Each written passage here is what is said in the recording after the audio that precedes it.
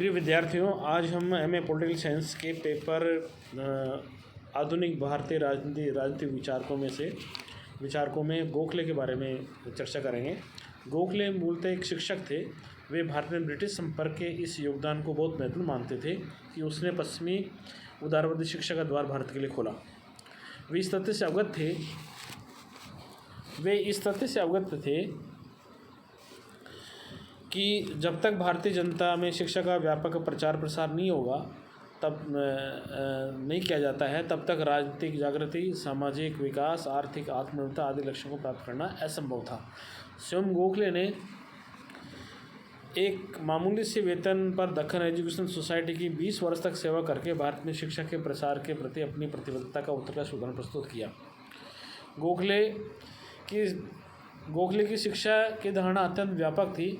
वे शिक्षा की परिधि में प्रशासन की तकनीकी, जन स्वास्थ्य, स्वच्छता के सिद्धांतों, उन्नत तकनीक में दक्षता, सांप्रदायिक सौहार्द, सामाजिक समता के मूल सिद्धांतों, आंदोलन के लोकतांत्रिक तरीकों तथा अन्य सबको अर्जित कर पाने के लिए मूलभूत क्षमता के रूप में पठन पाठन और लेखन को शिक्षा की परिधि में सम्मिलित करते थे।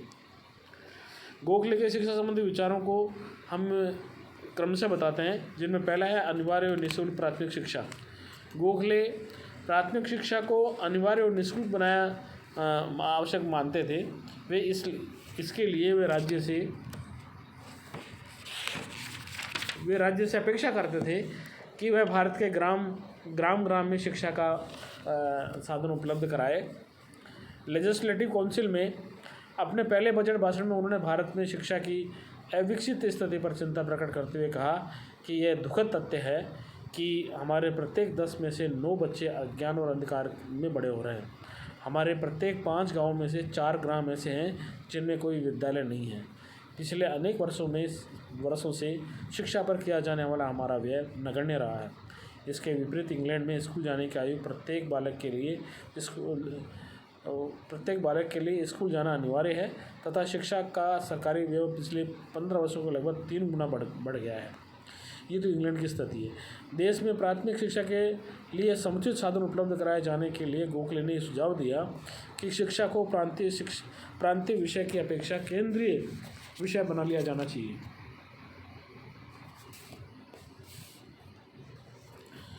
केंद्रीय विषय मान लिया जाना चाहिए क्योंकि वित्तीय साधन अत्यंत सीमित होने के कारण प्रांतीय शिक्षा पर समुचित उपयोग नहीं कर पाते हैं। गोखले ने सरकार से ये लगातार मांग की कि प्राथमिक शिक्षा को पूरे देश में निःशुल्क बनाए जाने के लिए अविलंब प्रयत्न किए जाए तथा शैन्य शिक्षा को अनिवार्य बना दिया जाए। उन्होंने शिक्षा के क्षेत्र में बालकों और बालिकाओं के मध्य भेदभाव को उचित नहीं माना और स्त्री शिक्षा के महत्व का भी प्रतिपादन किया। गोखले इस तथ्य से अवगत थे कि शिक्षा के प्रचार का लक्ष्य केवल सरकारी प्रयत्नों पर निर्भर रहते हुए अर्जित नहीं किया जा सकता, इसलिए उन्होंने शिक्षा के क्षेत्र में स्वैच्छिक प्रयत्नों को बहुत महत्व प्रदान किया। उन्होंने ये भी सुझाव दिया कि औद्योगिक क्षेत्रों में उद्योगपतियों पर यह दायित्व डाला जाना चाहिए कि वे इस क्षेत्र में निवास करने वाले बालकों की शिक्षा के लिए विद्यालयों को संचालित करें। दूसरा है तकनीकी शिक्षा। तकनीकी शिक्षा के प्रसार को बहुत ही महत्व देते थे गोखले। उनकी मान्यता थी कि तकनीकी शिक्षा के प्रसार के द्वारा ही भारत में औद्योगिक और आर्थिक विकास के लिए आवश्यक दक्षता उपलब्ध हो सकती है। उन्होंने भारत में तकनीकी शिक्षा के प्रसार के उपाय सुझाने के लिए एक आयोग के गठन की मांग की। गोखले की धारणा थी कि सरकार द्वारा बजट में अधिशेष की राशि को तकनीकी शिक्षा के प्रसार पर व्यय किया जा सकता था। उन्होंने सरकार द्वारा कृषि के क्षेत्र में अनुसंधान, प्रयोग और शिक्षण के लिए 20 लाख रुपए का अनुदान दिए जाने को सही दिशा में उठाया गया कदम बताया, किंतु इस राशि को नितांत अपर्याप्त बताते हुए कृषि, अभियांत्रिकी, अन्य तकनीक क्षेत्रों में शिक्षा के प्रसार के लिए प्रचुर धन उपलब्ध कराने की मांग की। उच्च शिक्षा व विश्वविद्यालयों की स्वायत्तता। उच्च शिक्षा व विश्वविद्यालयों की स्वायत्तता। गोखले भारत में उच्च शिक्षा के प्रसार को अत्यंत आवश्यक मानते थे। उनकी धारणा थी कि उच्च शिक्षा के व्यापक अवसर प्राप्त करके ही भारतीय युवक उदारवादी परंपराओं से परिचित होंगे तथा अपने अधिकारों और दायित्वों के विषय में जागरूक होंगे। गोखले विश्वविद्यालयों की स्वायत्तता के महान समर्थक थे। उन्होंने विश्वविद्यालय की स्वायत्तता को सीमित करने, उसमें सरकारी हस्तक्षेप को बढ़ाने के लिए प्रत्येक सरकार प्रयास का दृढ़तापूर्वक विरोध किया। उन्होंने लॉर्ड कर्जन द्वारा पारित कराए गए इंडियन यूनिवर्सिटीज एक्ट 1904 का बम्बई विश्वविद्यालय के सीनेट के सदस्य के रूप में तथा सुप्रीम लेजिस्लेटिव काउंसिल में घोर विरोध किया। सार रूप में हम कह सकते हैं कि गोखले माध्यमिक शिक्षा के व्यापक प्रचार प्रसार को राष्ट्र निर्माण के प्रयत्नों की अनिवार्य पूर्व शर्त मानते थे। उनका दृढ़ मत था कि शिक्षा नागरिकों को न केवल दक्ष बनाती है अपितु उनमें चेतना और चारित्रिक गुणों के विकास के अवसर सुलभ कराती है। वे भारत में विद्यमान अज्ञानता के अंधकार को यथाशीघ्र दूर करना चाहते थे। इस पवित्र कार्य में वे सरकारी प्रयत्नों और स्वैच्छिक संस्थाओं दोनों से सहायता प्राप्त करना चाहते थे।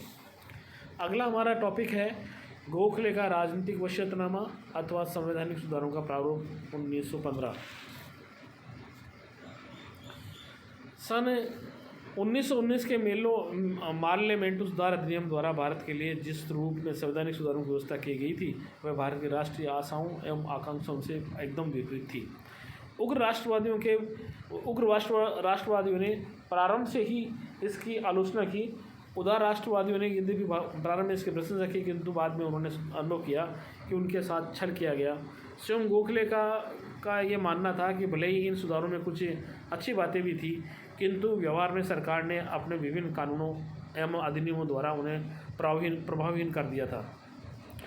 शीघ्र ही 1909 के सुधारों से असंतुष्ट उदार राष्ट्रवादियों ने इसके स्थान पर नए सुधारों को लागू करने की आवश्यकता पर बल देना शुरू किया। इसके साथ ही 1914 में ब्रिटिश सरकार ने यह अनुभव किया कि भारतीय राजनीति में असंतोष का ज्वार उत्पन्न होने जा रहा है। यूरोप में प्रथम विश्व युद्ध आरंभ हो चुका था और इस युद्ध में विजय पाने के लिए ब्रिटेन को भारतीय जनता नेताओं से तुरंत सहयोग की आवश्यकता थी।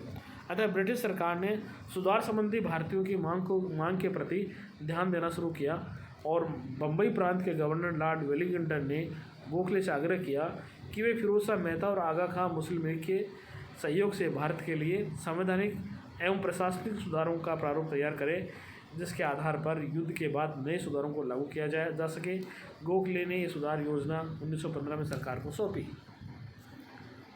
अपने जीवन के अंतिम दिनों में गोखले ने लॉर्ड वेलिंगटन के आग्रह और फिरोज शाह मेहता के परामर्श से भारत में संवैधानिक और प्रशासनिक सुधारों की एक रूपरेखा प्रस्तुत की। भारत में सुधारों के संबंध में गोखले के यद्यपि ये अंतिम प्रस्ताव थे इसलिए गोखले का राजनीतिक वसीयतनामा कहा जाता है। एक प्रश्न ये विशेष रूप से परीक्षा में आता है और ये कहा जाता है कि गोखले का राजनीतिक वसीयतनामा से आप क्या समझते हैं, तो आप इसके बारे में आप यही कहेंगे कि जीवन के अंतिम दिनों में गोपाल कृष्ण गोखले ने लॉर्ड वेलिंगटन की आग्रह और फिरोज शाह मेहता के परामर्श से भारत में संवैधानिक और प्रशासनिक सुधारों की एक रूपरेखा प्रस्तुत की। भारत में सुधारों के संबंध में गोखले के ये अंतिम प्रस्ताव थे इसलिए इन्हें गोखले का राजनीतिक वसीयतनामा कहते हैं। ज़्यादा भ्रमित होने की आवश्यकता नहीं है क्योंकि व्यक्ति अपने जीवन के अंतिम दिनों में लिखता है, इसलिए ये जो प्रशासनिक सुधार संवैधानिक और प्रशासनिक सुधारों की रूपरेखा जो उन्होंने प्रस्तुत की है इनका राजनीतिक वसीयतनामा है। गोखले ने इन प्रस्तावों में केंद्रीय और प्रांतीय दोनों स्तर पर संवैधानिक और प्रशासनिक सुधारों की रूपरेखा प्रस्तुत की। दोनों स्तरों पर अर्थात केंद्रीय और प्रांतीय दोनों स्तरों पर इन्होंने सुधारों की रूपरेखा प्रस्तुत की। तथापि इनमें प्रांतीय प्रशासन से संबंधित सुधारों के प्रस्ताव प्रमुखतः सम्मिलित किए गए थे। इन प्रस्तावों का सार ये था कि गोखले प्रांतीय प्रशासन को भारत की केंद्रीय सरकार और भारत के सचिव के व्यापक नियंत्रण की परिधि से बाहर निकालकर प्रांतीय प्रशासन प्रांतीय लेजिस्लेटिव काउंसिल के माध्यम से जनता के चुने हुए प्रतिनिधियों का प्रभावी नियंत्रण स्थापित करना चाहते थे। इस सुधार योजना में सम्मिलित किए गए प्रस्ताव इस प्रकार के थे।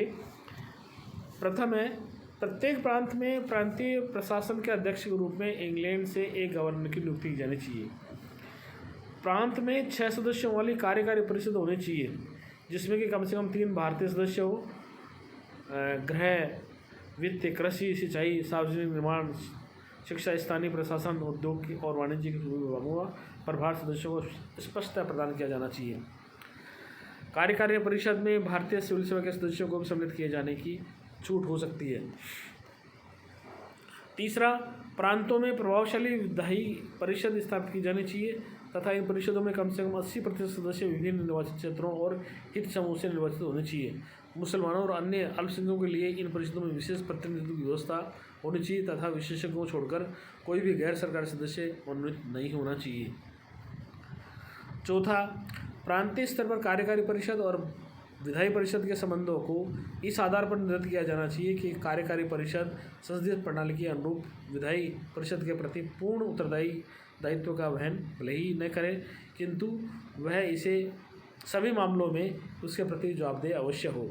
वित्तीय प्रस्तावों और बजट पर प्रांतीय विधायिका का स्पष्ट अनुमोदन आवश्यक बना दिया जाना चाहिए। इन परिषदों की बैठकें लंबी अवधि के लिए और कम अंतरालों पर आयोजित होनी चाहिए। पांचवा है, प्रांतों को स्वायत्तता प्रदान की जानी चाहिए और आंतरिक प्रशासन और वित्तीय मामलों में तो इन्हें केंद्रीय सरकार के नियंत्रण से यथासंभव मुक्त रखा जाना चाहिए। वित्तीय मामलों में प्रांतीय स्वायत्तता को सुनिश्चित करने के लिए भू राजस्व, सिंचाई, आबकारी, वन, निर्धारित कर, स्टाम्प, रजिस्ट्रेशन इत्यादि पर कर और ड्यूटी लगाने का अधिकार प्रांतों को प्रदान किया जाना चाहिए। जबकि नमक, कस्टम, रेलवे, डाक, तार आदि विषयों पर करारोपण की शक्ति भारत सरकार के पास रहनी चाहिए। प्रत्येक प्रांतीय सरकार के लिए आवश्यक बना दिया जाना चाहिए कि वह अपने निर्धारित अनुपात में करों से प्राप्त राजस्व का एक हिस्सा भारत सरकार को अंशदान के रूप में प्रदान करे। अंशदान की ऐसी दर 5 वर्ष के लिए निर्धारित कर देनी चाहिए। छठा है, प्रांतीय प्रशासन को भी व्यापक रूप से विकेंद्रित किया जाना चाहिए। इस विकेंद्रीकरण के लिए जिला प्रशासन के विद्यमान स्वरूप को परिवर्तित कर उसे निर्धारित प्रतिनिधियों द्वारा नियंत्रित किया जाना चाहिए तथा स्थानीय स्वायत्त संस्थाओं का प्रभावी विस्तार किया जाना चाहिए। संभागीय स्तर पर कमिश्नर के पद को समाप्त कर दिया जाना चाहिए। जिला प्रशासन पर नियंत्रण रखने के लिए जिला परामर्शदात्री काउंसिल की स्थापना होनी चाहिए तथा कलेक्टर के लिए आवश्यक बना दिया जाना चाहिए कि वह उसके परामर्श से अपने कार्यों को संपन्न करें। इस परामर्शदात्री परिषद में कम से कम आधे सदस्य निर्वाचित होने चाहिए। गांव में पंचायतों की स्थापना की जानी चाहिए जिसमें निर्वाचित और मनोनीत दोनों प्रकार सदस्य सम्मिलित हो। कस्बों और तालुकों में नगर परिषद और तालुका परिषद स्थापित की जानी चाहिए तथा इन्हें पूर्ण रूप से निर्वाचित निकायों का रूप प्रदान किया जाना चाहिए। ग्राम पंचायतों, नगर परिषदों, तालुका परिषदों को पर्याप्त वित्तीय संसाधन उपलब्ध कराए जाने चाहिए ताकि विकास कार्य को सुविधा से संपन्न कर सके। 7वां पॉइंट है, केंद्रीय सरकार के स्तर पर वायसराय की कार्यकारी परिषद के विद्यमान स्वरूप में परिवर्तन होना चाहिए और उसका विस्तार किया जाना चाहिए। इसमें लगभग 100 सदस्य होने चाहिए। इस सभा के अधिकारों और शक्तियों में वृद्धि करके इसे एक प्रभावशाली व्यवस्था का रूप प्रदान किया जाना चाहिए। रक्षा, वित्त एवं अन्य सभी मामलों में नीति निर्धारण में इस सभा को प्रभावशाली भूमिका प्रदान की जानी चाहिए। 9वां है, सेना में भारतीयों को कमीशन प्राप्त करने के व्यापक अवसर प्रदान किए जाने चाहिए। ये जो जितने भी सुझाव दिए गए इससे ये विषय स्पष्ट है कि गोखले केंद्रीय और प्रांतीय सुधारों के द्वारा प्रशासन में भारतीयों की भागीदारी को बढ़ावा देकर स्वशासन लक्ष्य की ओर एक और कदम बढ़ाना चाहते थे। उनकी राजनीतिक यथार्थवादिता एवं दूरदृष्टि का प्रमाण था कि उन्होंने नगरीय व ग्रामीण दोनों प्रकार की स्थानीय संस्थाओं को स्थापित करने और उन्हें सुदृढ़ आधार स्तंभ प्रदान करने पर बल दिया ताकि जनता को राजनीतिक प्रशिक्षण प्राप्त हो सके और इन संस्थाओं द्वारा चलाई जाने वाली विकास योजनाओं में सक्रिय भागीदारी निभा सके। इन प्रस्तावों को भारत में संवैधानिक और प्रशासनिक सुधारों के विषय में गोखले के अंतिम लक्ष्य के व्यक्ति माना जाता है, इसलिए ये गोखले की राजनीतिक वैश्यतनामा इसका नाम दिया गया। धन्यवाद।